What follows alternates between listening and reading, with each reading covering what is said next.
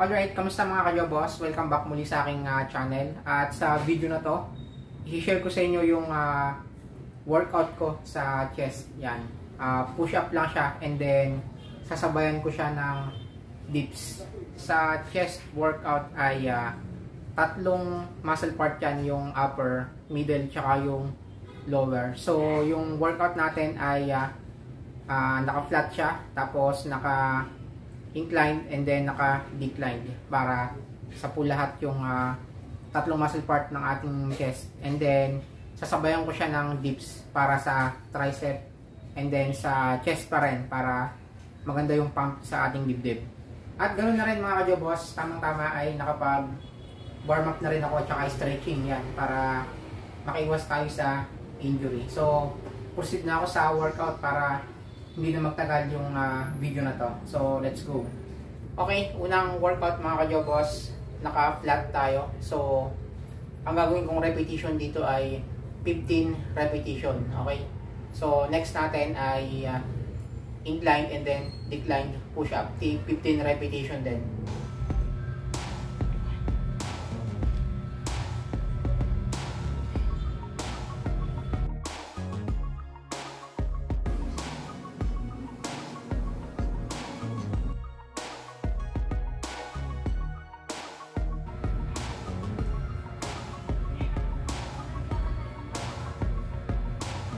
Okay mga ka-Jobos, tapos na ako sa naka-flat na push-up. So ngayon naman ay para sa upper chest. Yan. So ganun pa rin, 15 repetition.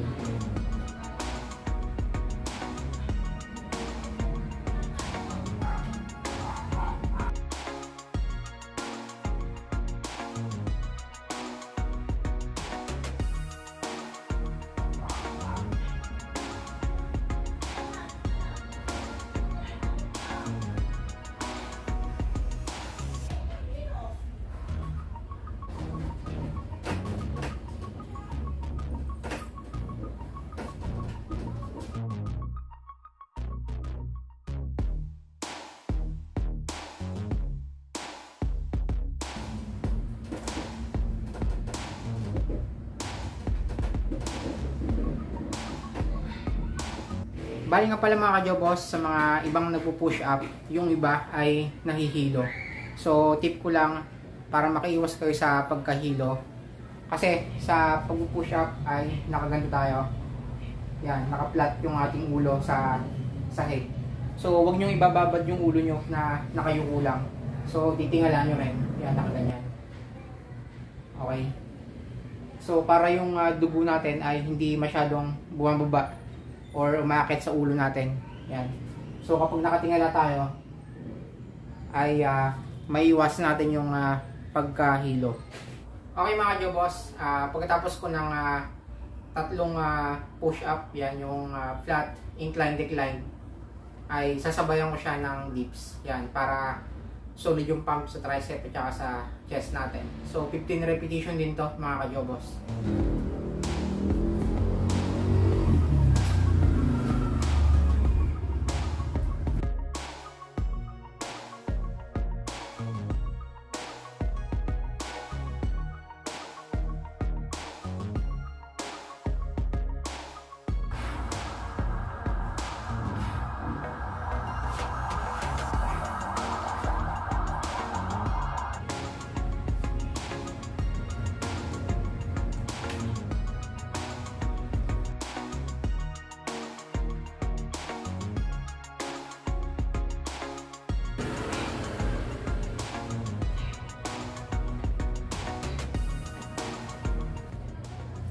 Ken, pag kayo nag-workout mga ka-Jobos ay huwag nyo kalimutang idagdag sa program nyo yung dips. Kasi yung dips workout ay compound workout siya. So marami siyang muscle part na tinatamaan.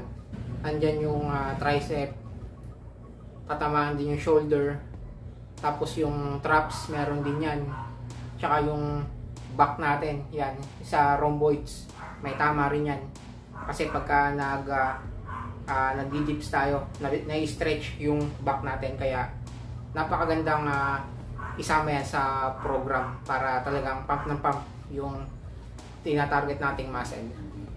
Alright, yung palang workout na ginagawa ko ay ginawa ko siyang 4 rounds. Yan. So, after ko ng flat, incline, declined, tapos dips, ay gagawa ulit ako ng 3 pang rounds para 4 rounds yung total ng workout para talagang sulit yung pag-workout natin kahit bodyweight lang yung gamit natin.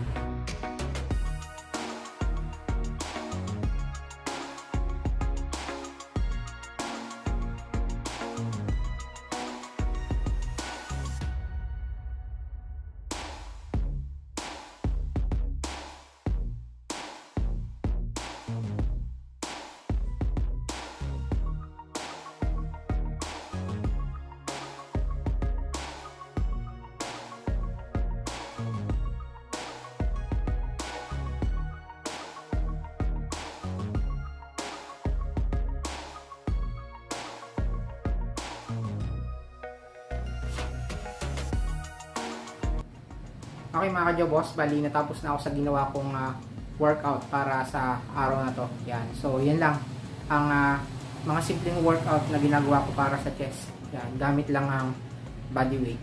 Combination ng push-up.